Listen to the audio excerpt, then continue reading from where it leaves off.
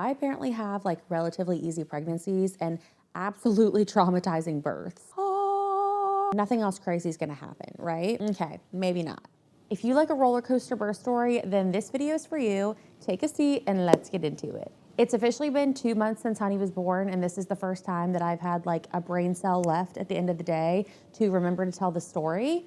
Both kids are in bed. We have crumble cookies,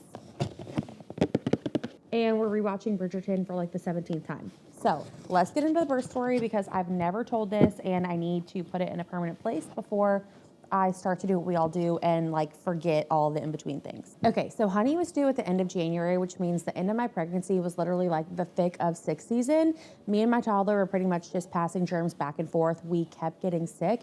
It was honestly awful. Do not recommend being that pregnant in that time of the year if you can control it at all. But I had been posting on my Instagram stories that my husband and my son had gotten norovirus, and I was like, everybody cross your fingers, cross your toes, say a prayer that I don't get it. Friday night, my son woke up in the middle of the night throwing up all over his bed. Midday Saturday, it hit my husband. Sunday rolls around, I'm feeling like I'm flying high. I'm thinking that I avoided it. I don't know why. I thought that it wasn't gonna catch up to me. And at this point, I was 40 weeks and 1 day pregnant. I had already been having labor symptoms throughout the past week.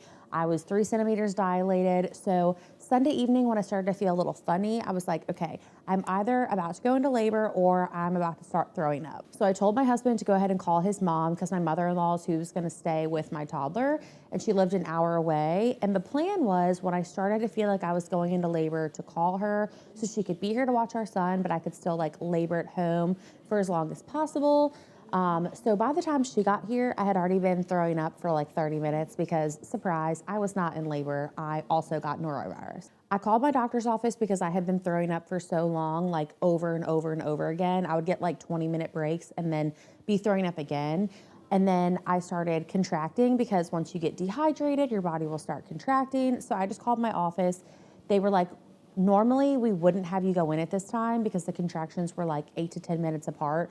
But they were like, being that you have been getting violently ill, your body is definitely like fighting this off. You are so dehydrated and you're so far along pregnant. Why don't you just go into the L&D triage and get checked out? So like I said, thankfully my mother-in-law was already here. My husband actually put our son to bed that night and we got to leave here. I think it was like 9 o'clock at night on Sunday. We got to the L&D triage at my hospital. My doctors had already called them to tell them that we were coming in. They knew the situation. They got us in, they checked me, they gave me Zofran for the nausea, and they gave me fluids for the dehydration. And they were like, we're just gonna kind of watch this, let it work its course, and then come back in. And the plan was that I would get all these fluids, I would stop contracting, and they were gonna send me home if I wasn't in active labor. They finished the bag of fluids, I'm still throwing up, and I'm telling the nurse, I'm like, if I were at home right now, I'd be coming back in because the contractions are so painful and they're consistent that I would think I was in labor. The fluid should have made them stop, but they didn't. So the doctor checked me again and he was like, you've progressed a little bit, like probably from a 3 to a 4. So at this point, we can go ahead and admit you and probably start Pitocin. I was not very excited about starting Pitocin because that's kind of the start to an induction process.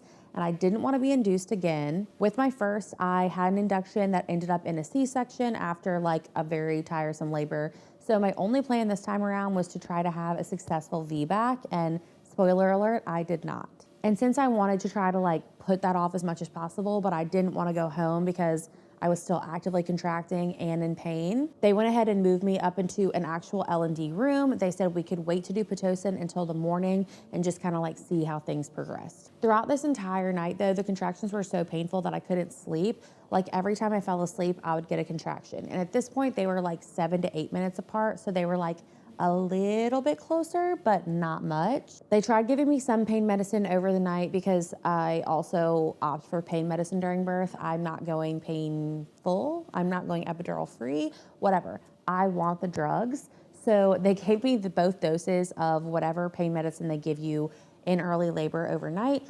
And then in the morning, they decided it was time to go ahead and start Pitocin. Being that I had already been so sick, I had been contracting all night, I hadn't gotten any sleep, they were like, we can go ahead and place like your main epidural before we start the Pitocin, because Pitocin contractions are very, very painful. You don't have the natural oxytocin to help with the pain at all. So if you want to opt for an epidural, they were like, we can go ahead and place that before the Pitocin so that you're kind of just like sitting pretty for a little bit. And I was like, yes, please, I will take that. And at this point, I hadn't thrown up in a while. I did throw up once during the night, like once I got to the hospital, but I was like feeling a little bit better. I just was contracting and really tired. So they placed my epidural and they started the Pitocin at the same time. Everybody on the birth team knew like what the plan was, that my son ended up in a C-section because he was sunny side up. So they were like, the plan is to do all these different exercises, try to get you in the right position, baby in the right position, so that we can have a successful VBAC. I don't remember the exact times of how everything progressed throughout the day, but I just know that I had one nurse through the first half of the day. She was putting me through all these positions, things were going great. And then the second half of the day, I had a different nurse. She was also really great. She was really putting me in different positions that I thought were like really gonna make a difference. I felt like, you know, things were progressing really well. And then I started throwing up again. And I think I just kind of overdid it with like the fluids and stuff, but I was so dehydrated and empty that I just wanted to drink water. I wanted to have a popsicle. Like I just wanted something. And I think it was just too much for my body, but I couldn't help it. So once I threw up, my nurse was like, okay, we're gonna have to keep kind of a close eye on some things. I think she knew what was about to happen. So like 30 minutes go by and she realized that I had started to get a fever. And she was like, I know that you wanted to have a VBAC. I know you wanted to not be at the hospital forever like you were with your first during your C-section, but I'm just gonna let you know now that because you're having a high fever, we're gonna have to take your fever again in a little bit. If your fever's high again in a little bit, you have to stay at the hospital for 2 days after delivery. I guess it's just like their policy there. And surprise, surprise, my fever did not go down. So me and my husband were kind of bummed out because we were like, I obviously wanted a VBAC for like an easier recovery. I have a toddler at home, but we didn't want to be at the hospital for like a week again with a longer delivery because it gave us a lot of anxiety the first time around, but also we have our toddler at home who we want to get home to.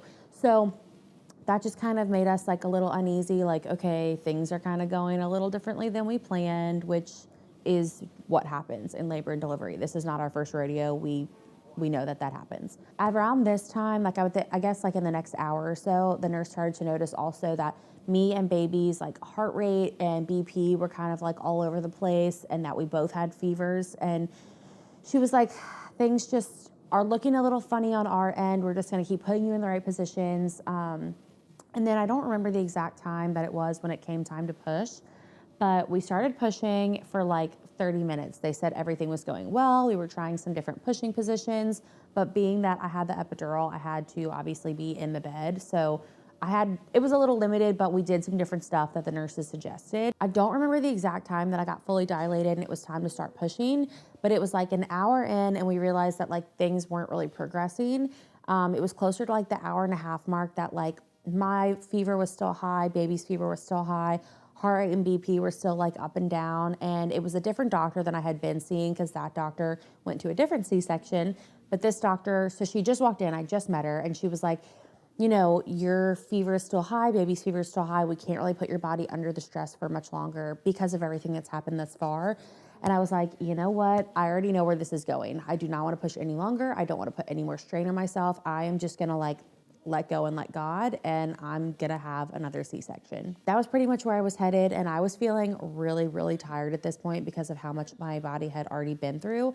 I hadn't gotten any sleep. I had been so dehydrated and throwing up. I was just really ready to be done with it. And that sounds terrible because I really did want a VBAC, but unfortunately going into this, I think if I hadn't been like sick with norovirus, I would have had a way different mindset. I would have been feeling like, no, I can do more. I can try harder, whatever. But you just sometimes have to realize your circumstances and let go of the plan that you had. And that is what I did. Like, as soon as they said, you know, we can't do this for much longer, like a switch just flipped. And I was like, nope, I'm ready to just move forward. I'm ready to go on to meeting my daughter. They started getting us prepped for everything. They got me like the big epidural. I don't know if that's actually what it is. I call it the big epidural. The big epidural for the C-section. They started getting us prepped and ready, letting my husband go get dressed so that he can get ready for the surgery. And they go ahead and bring me into the operating room. I started getting really nervous in the operating room because when I had my C-section with my son, I was really nauseous. I felt like I was going to throw up the whole time because they're moving around in your stomach and moving things around. I'm not going to go into more detail than that. But I was like, being that I've been getting sick, I'm 100% going to throw up during the C-section. So I was just really nervous because I didn't want that to happen. I don't know if like my epidural was placed differently or whatever. That's what the doctor said. Like maybe it was placed different. I felt nothing. Like when my husband came in and sat next to me and he was like, are they doing it? I was like, I don't know. Like I know that they did the pinch test to see if I could feel anything. I couldn't feel anything, but I felt nothing. Like no pressure, not a thing. All of a sudden they're like, it's about to be baby time. I was like, what? Like, I guess they're doing it. I felt nothing. And from having my first C-section just be like a normal run of the mill, you feel some pressure. I was feeling so grateful because I was just like, finally, a little bit of relief in this process. As soon as they brought Honey over and they showed her to us, I started bawling my eyes out because I just felt like this, it was just a very euphoric moment because, like I said, the C-section, the surgery this time around just felt so much smoother. I didn't feel anything. I just felt good. I felt like I got a little bit of relief in this process. I got to see my daughter. She was perfect. She was beautiful. She just didn't feel real. Like I kept saying, like, I cannot believe she's real because I just felt like going into labor this way again made me feel like detached from the process. And seeing her was just such a euphoric moment. And I'm so glad that we had that. Because she had a fever and everything, like in labor, they wanted to check her, look her over. They told us that she was 9 pounds, 8 ounces. She was huge. I'm like, my babies just keep getting bigger at this point through each pregnancy. But they checked her out. They said that she was looking really good. They said that her fever needed to come down and that everything needed to settle. And if it didn't within a few hours, they were going to check back in. And that made us a little bit nervous that we were going to be headed to the NICU. But once I got closed up, we got back to the room, all of that. Within a couple of minutes, like we both settled down. I remember laying in the L&D room with her on my chest and the nurse telling me like, you need to calm down, because every time she would cry, I would get like anxious and worked up because I thought that they were going to tell me that like she had to go to the NICU, and then this alarm would start beeping because my heart rate was going up. And it was just like this vicious cycle. So the nurse helped calm me down. She got calmed down. They wouldn't let me latch her for like the first 30 minutes because they said that I guess when they're brand new, if you try to latch them, it can be a little stressful for them, so it could make it worse.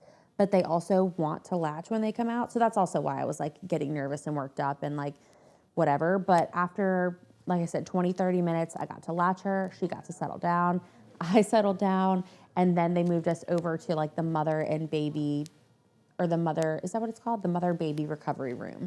Right before they moved us into that room, I guess they like ran a test or something on my amniotic fluid, but they told us that there was actually an infection in my amniotic fluid, and that is why she had a fever. And I asked them if that was because I came in sick, and they said it could be, it could not be. So who knows, but just icing on the cake. From here, me and my husband are thinking like things are gonna let up. We kind of know how the recovery goes from here. Nothing else crazy is gonna happen, right? Okay, maybe not. So obviously we didn't sleep much that night. We have a brand new baby, just had a C-section. Nurses are in and out of your room like every half an hour. So my husband decides to finally text his mom to check in at 6 a.m. Like we've been up all night, but we're like, let's wait until a semi-normal time to check in with her, check on our toddler. She immediately responds to my husband and tells him that she has been up throwing up all night because she also got the virus. She'd been in our house for like less than 12 hours. This virus is like deadly at this point. Like it's taking all of us out one by one. And we knew that we could not take care of a toddler feeling like that. So we were like, something's got to give. So my husband decided that he was going to have to leave the hospital to go home to help take care of our toddler, because I would be at the hospital with nurses and people to take care of me and the baby. But being that I had just had a C-section, you like can't really get up a ton on your own. I mean, you can get up to go to the bathroom. They encourage you to get up to do your own thing after a while. But my husband was always there with me the first time. So like he helped me do that stuff. He would help me get the baby out of the bassinet, because you can't even like reach up and get the baby, like just the way you are and like the height of things. So before he left to go like relieve his mom, we called my mom to see if she could come to the hospital to sit with me. She said that she had also gotten sick, so she could not come to the hospital because she was going to get me and the baby sick. At this point, we're losing straws to pluck. Like we're coming up empty. We've got to think of something.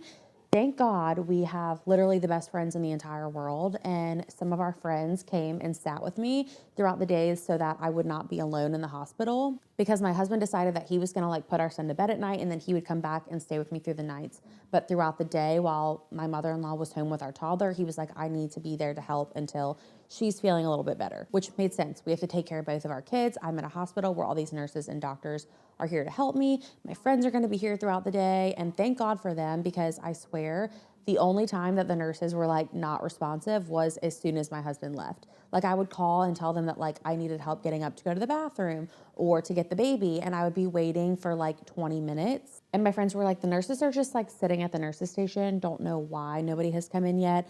Not my problem now, not my business, but thank God for my friends. Thank God that people came to sit with me, because if not, I really don't know what we would have done. And that's not to knock the nurses, because they were absolutely amazing. There was just, like I said, this like small window of time where my husband wasn't there and I was by myself, and I was literally just like sitting there with no help. Things were kind of like starting to turn around, starting to look up. Like once our friends got there, like right out of the C-section pretty much, I was still feeling like really crappy because of like the sickness, not the surgery. And I felt like I couldn't eat, but I also needed to eat. And I had a terrible fear of like throwing up post C-section, because that's not good. Like, and it does happen to some people, but you have fresh incisions on your stomach, and it's like, you really, really want to avoid it. So I had made it like past that first day. I had gotten an appetite back. I didn't feel like I was going to throw up anymore. My mother-in-law was getting better. My husband was coming back to the hospital, and we had like at this point, I think like a day left at the hospital, maybe 2. But all of the hospital team that was working with me knew that this was my second C-section. They knew all that we had just been through, and that my husband had been like going back and forth to help my mother-in-law, and that we had a toddler at home. And the nurse, I remember her because she was actually the nurse that I had when I got discharged from my first C-section with my son.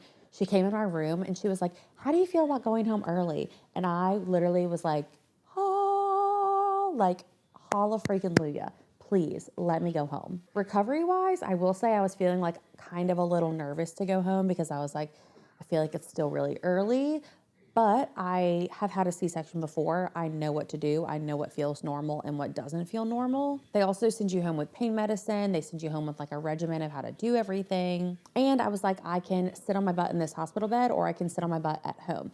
I would much rather be at home where all of my family can be under one roof and we don't have to keep running back and forth, and I have other support. So we did get to go home one day early. Rhett did get to come to the hospital and meet his baby sister there, which was so sweet. And everything with her in recovery since then has really been such a breeze. I should like knock on some wood, honestly. But I just feel more confident this time around. I feel like we have a good routine going with her. She is such an easy, happy baby. It's been like, she's been the best blessing. But getting her here was 100% a roller coaster. I have told everybody, I'm like, I apparently have like relatively easy pregnancies and absolutely traumatizing births. So for us, I think that will be the final baby. We're like, never say never, never say never. But send your vasectomy tips my husband's way. Like after 2 surgeries, that outpatient surgery, that's like the least he can do, right? But that's my birth story. It is wild and crazy. I'm glad I finally got to sit down and share it with y'all. And even though I did not get my VBAC like I wanted, I got a beautiful, healthy baby girl. Could not imagine my life or our family without her, and I am just so grateful. Thank y'all so much for watching. Thank you for being here. If you haven't already, make sure you subscribe to my channel, like this video, leave a comment, and I will see you for the next one. Bye.